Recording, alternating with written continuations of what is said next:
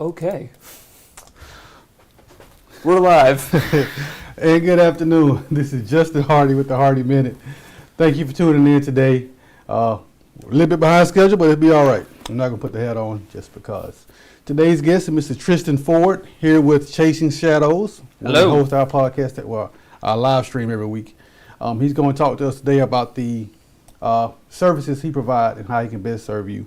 But before we get into that, let's talk about your market update for the Alachua County area. Got to look kind of country then. You have 62 new properties on the market, 2 price increases, 62 price decreases, 21 properties back on the market for whatever reason. We have 67 sold properties, 65 pending, and 17 properties removed off the market. That's properties that have expired, that were canceled because they didn't sell, expired because their listing agreement expired, or properties that were leased or somewhat to that nature that did not sell. So once again, the takeaway, properties are still selling, people are still buying. So if you're thinking about buying or selling, this is a fine time to do so. The real estate topic we'll talk about after Tristan get done is what happens if the rates fall this coming year. What does that look like? What's the possibilities? What position should you put yourself in? But moving on now, Mr. Tristan Ford. Hello. With Chasing Shadows. Yeah, normally I am behind the camera and operating everything you see, but today I'm just going to do one camera because I have myself mic'd up. No, I barely do. It fell off. My God. I'm not used to actually being in front of the camera and doing something like this, so apologies in advance. He's good at what he does, so he's going to make it work. Yep. So tell us what made you create this space. So Chasing Shadows is a creative hub right here in Gainesville because I love this town and I want to see its artists succeed. I essentially saw a problem, and the problem was I hate setting up equipment. I don't like setting up photo equipment. I don't like breaking it down. So I'm like, there has to be a way that we can create a space where all the equipment is already set up for an artist to use, and then they come in, they shoot their project, and then they don't have to worry about the setup, they don't have to worry about the breakdown. It's all included, and I'm kind of there every step of the way as the assistant. So all that really matters at Chasing Shadows is your artistic vision and the project itself. You don't have to worry about any of the in-between stuff. And take it from me, a person who tried to do live streaming from his laptop in our office. This setup is way less stressful. It is more professional. The sound is better. It just gives a better appearance for what you're trying to do. For instance, with this live stream, how many platforms are we streaming on right now? We are streaming to both of your Facebook pages, my Facebook pages, your YouTube channel, and one other one. Instagram? I think Chasing Shadows Facebook as well. Okay. Yeah. So, I mean, for someone who's doing this on their own, to stream to 2 or 3 pages is tough enough because the internet bandwidth has to be a certain thing. Right. And your computer has to process certain bit rates and stuff I don't know about. So coming to a space where all this is automatically set up Yes. greatly increases your exposure potential and the quality of material you're putting out. Yes. Normally, if it wasn't me right now, I would have 2 other cameras on you. I'd be monitoring your sound. I'd be monitoring your comments. It really doesn't matter if someone's typing in from Facebook, YouTube, Twitch, Twitter, anything. It's all going to go to one space. You're going to be able to spend time with your entire social audience on one stream. That's great. So what other services do you provide here at Chasing Shadows? All right, so live streaming, obviously that is available. We rent our photo studio that has backdrops, strobes or flashes, continuous lights, V-flats, props, light projectors, pretty much anything that you could want. We have a video room that we have a teleprompter there, a green screen, white background, gray background, other backgrounds available upon request. There's a teleprompter in there, so you just boot up your script and you can read right off the teleprompter. We have a microphone in there that feeds directly into the camera, so you don't have to worry about syncing up your audio in post. However, if you want to bring your own microphone or your own camera, it's very easy to dismount ours and also put yours up. We offer podcasting. We have a podcasting room. Has up to 4 microphones. The room is soundproof. You really just come in, put in your SD card or our SD card, hit record, and you're good to go. On top of that, I also provide my own photography services, so if you need headshots or anything like that, I would like to say I'm the guy to come to. For someone who doesn't like putting together equipment or setting up equipment, you got a lot of equipment to manage. I have a lot of equipment here. There is so much. But, I'd say it's worth it to have to still, clean up the studio to, some degree. Everything has its place. But the little light that goes off in people's eyes when they ask how they can help clean up, and I say, no, it's included, there's a little spark that goes up that makes them very, very excited. And I would say that makes it worth it every time. That's awesome. So you want to do a quick little tour here? I guess we could have did it while you were describing. Sure. I'm going to spin the camera. You just get up and walk around. All right, sounds good. Another thing that happened today is we're working on getting video included in our podcast right now, so I had to move some of our video stuff into the podcasting room, and that normally stays out here. So we're getting stuff kind of up and running because a lot of people want to add video to their podcasts. But what you see behind me right now is our photo lab. So we have different light modifiers. This right here is our clamshell reflector. I call him Sebastian, named after the crab in Little Mermaid. I know he's a crab, not a clam, but they both have shells. We have different strobes right here. They're very easy to just sync up to your camera. It doesn't matter if you have a Nikon, a Canon, Panasonic, anything. You just put it on and it works. Right here we have all of our backdrops. Got some nice bricks, studio apartment. We have that cityscape, nice graffiti wall. Then we have some very, very nice Kate backdrops. Nice garden wall. You can't really tell right here, but this is a sunflower field. Another cityscape. Nature park. We have a really cool painted background for that kind of classic blue professional headshot look. Reflectors galore. Light projector, like I said. You can use that to create photos like this. Here, I'll quickly zoom onto here so you can see.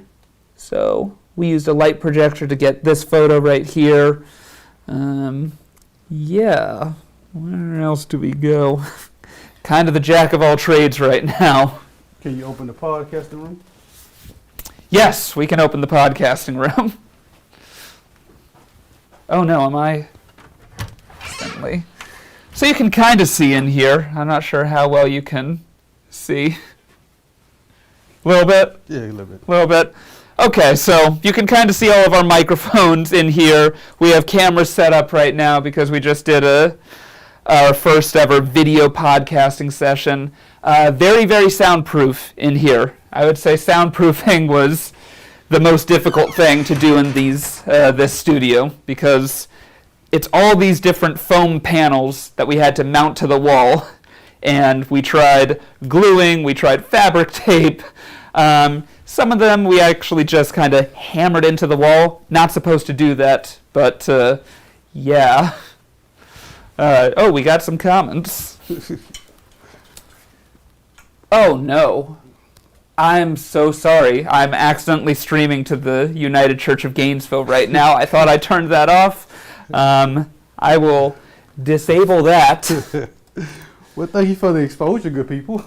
Yes, thank you. There we go. Oops. So yeah, should we just get back into Yeah, let's do here? it. Yeah. I'll set this back up. So what we didn't show you is the videography room. But that's a cool setup as well.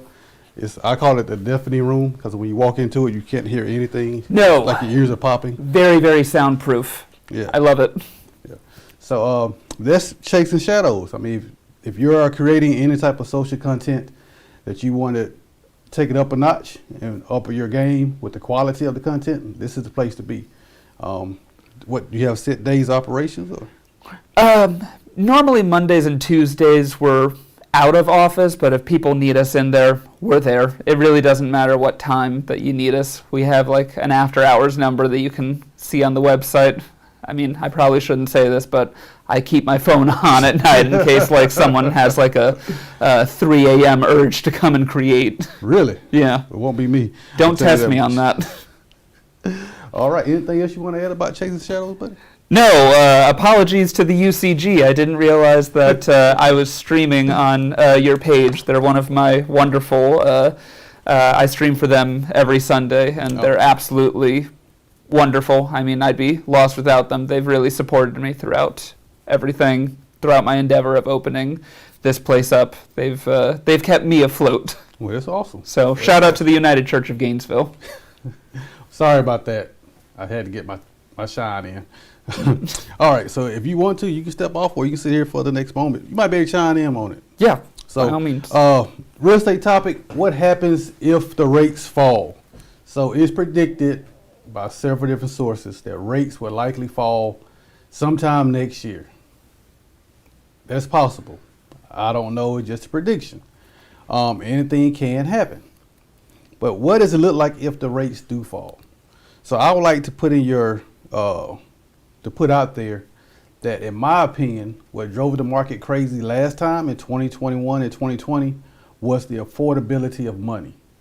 It wasn't necessarily the supply demand, it was the affordability of money. You had investors who normally would have been trying to invest in real estate deciding to invest in real estate because money had become so cheap to borrow. And it was so cheap to borrow that I could borrow more money because I got to pay back less money. So that increased the likelihood of people wanting to invest. So if rates drop back to 4%, which is the lowest prediction I've seen, I'm afraid that would increase the supply and demand market again, or pressure, not market, the supply and demand pressure again, and drive prices higher. Yeah, rates might be 4%, but 4%, but the house price of the house you want goes up by 25,000, 30,000, 50,000. Or the cash buyers show up and they start waiving contingencies again. Are you in a better position to buy when rates are 4% or buy now and just refi when rates are 4%? In my opinion, you buy now because you can get a little bit lower price on the house in most cases, and you can get repairs. You can negotiate repairs on the home if it need be, and you don't have to worry about someone driving the price up because they want to make money off the house. That's my input on it. So I don't know if what's your input on it? Are you concerned about the housing market at all? I know that I'm a good ways away from being able to even take that journey. It's one that I'm excited to take. Mm-hmm. I am excited to get out of my apartment and be a homeowner. I'd like to be in my own home before the end of next year. Okay, that'd be pretty cool.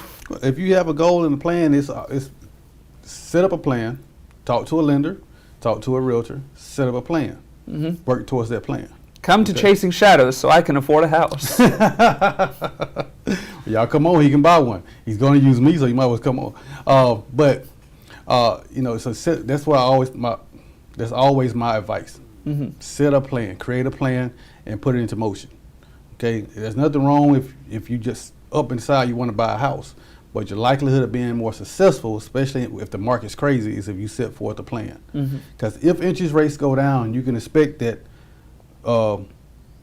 people will be paying over asking price for homes again. Mm-hmm. So you're going to need extra money to buy a home, or you're going to need to shop way below your pre-approved budget to make some difference. And you need to understand, as a buyer, you need to understand how the loan products that you're using actually work with financing. Because you can only borrow so much money, and you need to know that. Your lender or your realtor should be able to help you with that expectation of how much money you can borrow and what it looks like if you get into a bidding situation. So that is my concern if rates fall back to 4%. That's my primary concern. My second concern is what would cause rates to drop back to 4%? Are you asking me? No, because I can't tell you. I'm just looking at you. Because historically in America, rates do not fall unless there's an economic stressor. The pandemic was supposed to be an economic stressor. A lot of people did struggle financially, but there was a lot of money open to people in America, and that kept it from being as bad as it was. So we don't see rates drop just because rates drop.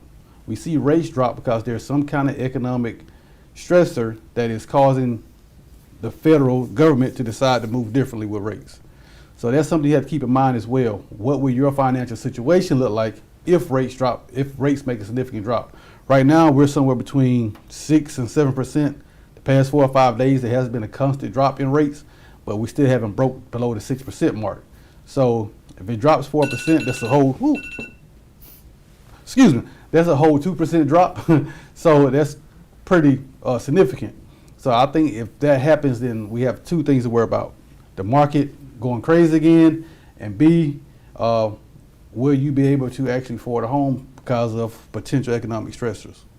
So that's my input on it. I hope that helps you out. If you have any questions on it, feel free to give me a call. And we will see you all on the next live stream. I think that's it for me. Yes. Over and out. Talk to you later. Have a good one.